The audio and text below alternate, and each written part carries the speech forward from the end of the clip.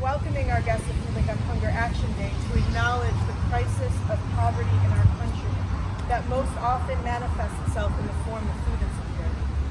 But we are also here today to celebrate a truly remarkable accomplishment that addresses food access head-on. This summer, one of Foodlink's most pioneering food access initiatives, the Curbside Market, officially expanded to offer WIC-eligible products, becoming the first mobile market in the nation to do so. WIC stands for Women, Infant, and Children's, a federal nutrition program that helps families purchase healthy food items for the early years of a child's life. Decades of research has shown that participation in WIC is associated with healthier births, reduced infant mortality, more nutritious diets, and improved cognitive development and academic achievement. Making WIC more accessible, as Mitch mentioned, has been a long-term goal of the Curbside Market. And through many, many years of advocacy, in addition to a USDA grant we received 3 years ago, we are so proud to share that this dream has become a reality. The next frontier for us has always been, for about 5 years now, it has been WIC, which I know a lot of the people behind me will speak about a lot more eloquently than I can. But WIC has always been a place where we wanted to grow so we could reach more young families. We initiated a pilot phase of the program this past spring when we added 2 Saturday mobile WIC stops to our Curbside Market schedule.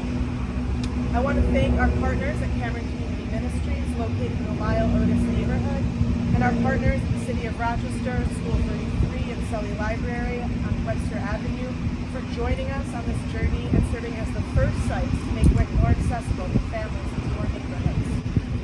We encourage all members of the public seeking fresh and affordable foods, including WIC products, to visit those sites this fall on Saturdays. Cameron runs from 9 to 11 a.m. Our partners at 500 Webster Ave site runs from noon to 2 p.m. And 5 other Curbside Market stops operating on weekdays also accept e-WIC for produce.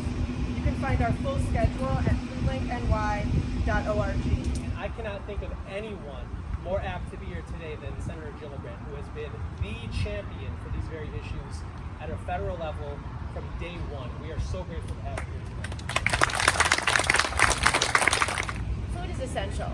It's essential for life, it's essential for growth, it's essential for a community to thrive.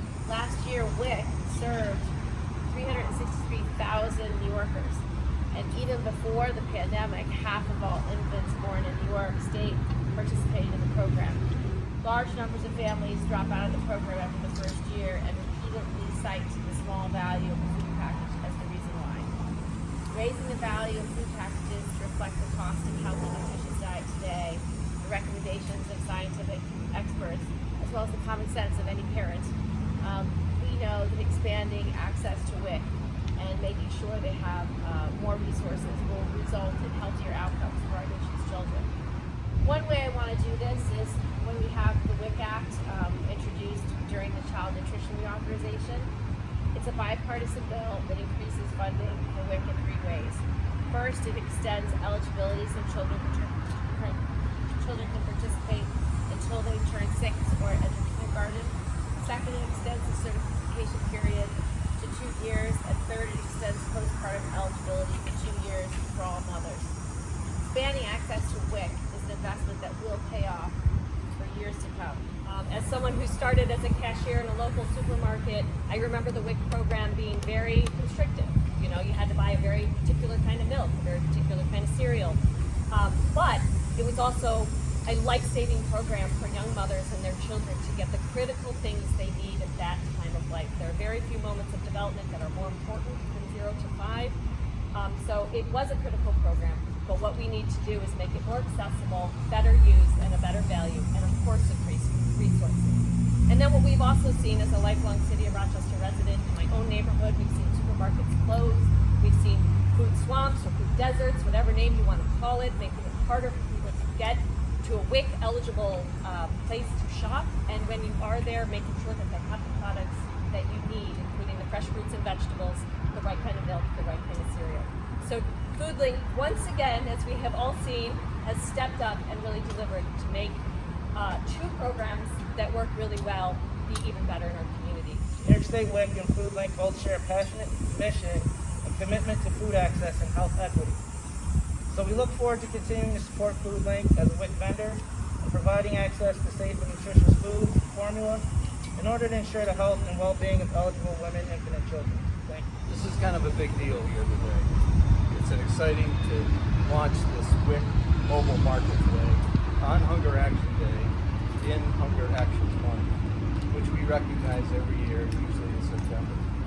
This month gives us the opportunity to raise awareness of food insecurity in New York State, but also to honor the great work that's being done across the state to increase food access for all New Yorkers. Most importantly, I want to take a moment to honor our curbside operators. They are the Swiss Army knives of the Foodlink team. They plan, load, drive, navigate, set up markets, provide sales and customer service, share recipes, manage inventory and accounting, ensure everyone's safety, and ultimately, they create access to fresh, affordable food that simply would not exist were it not for them.